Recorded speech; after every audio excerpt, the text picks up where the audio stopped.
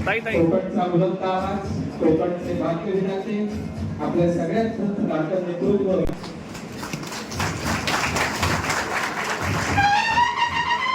धन्यवाद साहेब.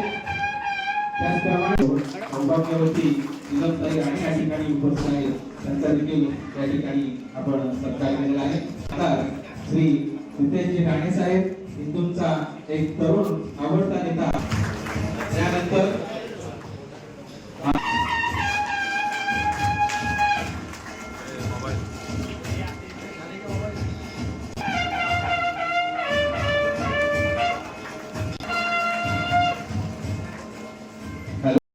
उदय सामंत आहे आणि जोपर्यंत बदल होत नाही तोपर्यंत विधानसभेचं कामकाज चालू देणार नाही हे सांगितल्यानंतर आमची 10 मिनिटं विधानसभा बंद पडली. माझं नाव बदलून आलं आणि त्याच्यानंतर मी शपथ घेतली. मला असं वाटतं की विरोधकांना देखील आपल्यासं करणारं हे कोकणातलं नेतृत्व आहे.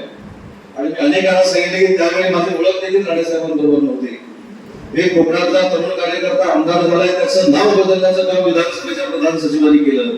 तिथं विरोधात असताना देखील आवाज उठवणारा त्या महाराष्ट्राचा नेता माझ्यासारख्या कार्यकर्त्याला बघितलेला आहे आणि ते नाव म्हणजे राणेसाहेबांचं नाव आहे. आणि म्हणून मला असं वाटतं की मी आता राणेसाहेबांना सांगितलं की आजच्या व्यासपीठावर सर महायुती सगळी आहे,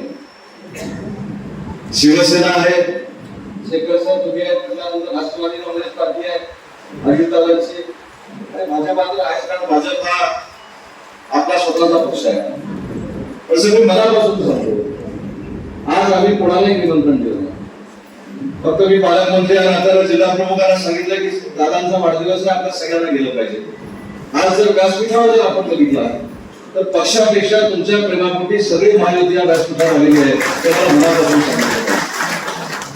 आणि शेवटी राजकारणामध्ये तुम्ही संबंध जोपासलेत, जिथं जिथं कोकणातल्या माणसाला ताकद द्यायची ताकद देण्याची भूमिका राणेसाहेब आपण घेतली. मला असे प्रभूजी म्हणाले की संघर्ष हा राणेसाहेबांकडे शिकला पाहिजे. मला असं वाटतं की भविष्यामध्ये संघर्षाची व्याख्या जर करायची झाली तर संघर्ष बरोबर नारायणराव राणे असं केलं तरी बस आहे, ही सगळ्या संघर्षाची व्याख्या आहे. आणि म्हणून मला आठवतं की अनेक ठिकाणी राजकारणामध्ये गैरसमज होतात, गैरसमज पसरवले जातात. त्या गैरसमजात स्वतःचा स्वार्थ साधण्याचा देखील काही लोक प्रयत्न करतात. पण मी जे 25 वर्ष राणेसाहेबांना बघतोय, माझ्याकडनं एखादी गोष्ट जर घडली असेल तर हक्कानं सांगून बोलून सांगणारा तर महाराष्ट्रातला पहिला नेता कोण असेल तर राणेसाहेब प्रामाणिकपणाला सांगतो. कदाचित हे बोलल्यानंतर अनेकांना मागे होऊ शकतो, पण माझा नाईलाज आहे. मगाशी मी जो उल्लेख केला की राजकारणामध्ये वाद लावायचा प्रयत्न कसा केला जातो हे दिनेशजी तुम्हाला देखील माहिती आहे, नितेशजी तुम्हाला देखील माहिती आहे, दादा तुम्हाला देखील माहिती आहे. परंतु आज कोकणचं भाग्य आहे आणि आपल्या सगळ्यांच्या आशीर्वादानं तुमच्या मतदारसंघातले 2 भाऊ विधानसभेमध्ये गेले. मी असेल, माझे मोठे बंधू असतील, निलेशजी असतील, नितेशजी असतील, पण या सगळ्यामध्ये समन्वय ठेवण्याचं काम हे खरोखरच राणेसाहेब करतात, हे आमच्या सगळ्यांच्या दृष्टीने अतिशय महत्त्वाचं. मला श्री राणेसाहेबांच्या मुख्यमंत्री पदाचा कालावधी इथे दाखवण्यात आला. 8 महिन्याचा कालावधी होता. पण बॅरिस्टर आंदोलनानंतर उजवं जर काम महाराष्ट्रामध्ये तुमच्या मुख्यमंत्र्यांनी केलं असेल तर राणेसाहेबांनी केलं. हा प्रमोदजी मगाशी म्हणाले की त्यांची निवडणूक लढण्याची टॅक्ट कशी आहे काय, आता आम्हाला पण कळलं. असं टॅक्टिस करत सांगायचं नसतात. मला असं वाटतं की पण गटासाहेब हे आपल्या सगळ्यांचं भाग्य आहे. मी तुम्हाला सिंधुदुर्गचे म्हणून सांगतो, मी देखील सिंधुदुर्गातला आहे. ज्या पद्धतीनं रस्त्यामध्ये साहेबांच्या कालावधीमध्ये सिंधुदुर्गामध्ये फार मोठी क्रांती झाली ती महाराष्ट्राच्या कुठच्याही जिल्ह्यामध्ये झाली नाही. म्हणजे मला आठवतं की मी पाली गावामध्ये राहतो, आपल्या सगळ्यांना माहिती आहे. पालीला 2:45 वाजता रत्नागिरी बेंगळूरला गाडी यायची आणि त्या 2:45 वाजता जर बेंगळूरला गाडीमध्ये दादा बसलो तर मी 11:30 वाजता बेंगळूरमध्ये पोहोचायचो, अशी रस्त्याची परिस्थिती होती. पण त्याच्यानंतर तुम्ही मुख्यमंत्री झाल्यानंतर जो कायापालट झाला, आम्ही जर 2:45 वाजता बसलो तर 7 वाजेपर्यंत बेंगळूरला पोहोचतो. हा क्रांतिकारी बदल करण्यामध्ये राणेसाहेबांचा देखील फार मोठा वाटा होता, हे देखील आपल्याला नाकारून चालणार नाही.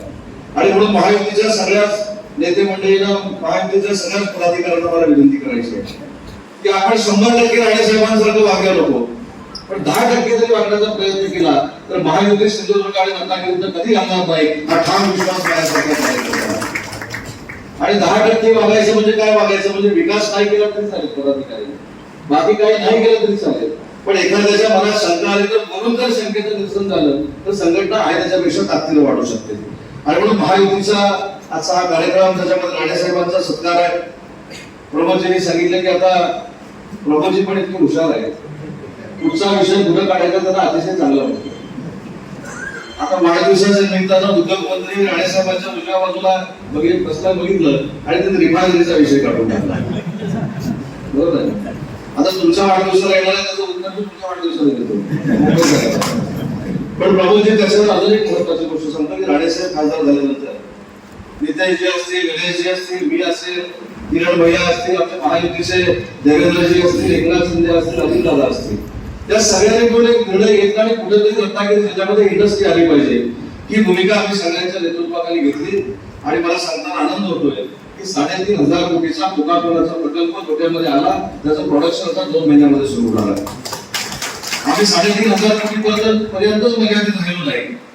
तर तामिळनाडूची VIP सेमीकंडक्टरची कंपनी आहे ती 19,000 कोटीची इन्व्हेस्टमेंट आपल्या रत्नागिरीमध्ये करते, त्याच्यात 20,000 मुलांना तेवढ्या मुद्दा आपण थांबलो नाही. खासदार शिवसाहेबांची ज्यावेळी दिल्लीमध्ये भेट झाली होती त्यांना विनंती केली, सगळ्यांचा मी पाठपुरावा केला आणि धीरूभाई अंबानी डिफेन्स क्लस्टर देशातला सगळ्यात मोठा पुरवत असेल तर तो रत्नागिरीमध्ये होतो आणि त्याला देखील 10,000 मुलांना रोजगार मिळणार आहे. त्याच्यामुळे रिफायनरीवर नक्की आपण काय असेल तो निर्णय घेऊ. परंतु माझी आपल्या सगळ्या पदाधिकाऱ्यांना एक विनंती आहे, आज 30,000 मुलांना नोकरी आपल्याला रत्नागिरी जिल्ह्यामध्ये द्यायची आहे. त्याच्यासाठी रतन टाटांच्या नावानं देशातलं सगळ्यात चांगलं स्किल सेंटर देखील रत्नागिरीमध्ये उभं करण्याचा निर्णय घेतला आहे.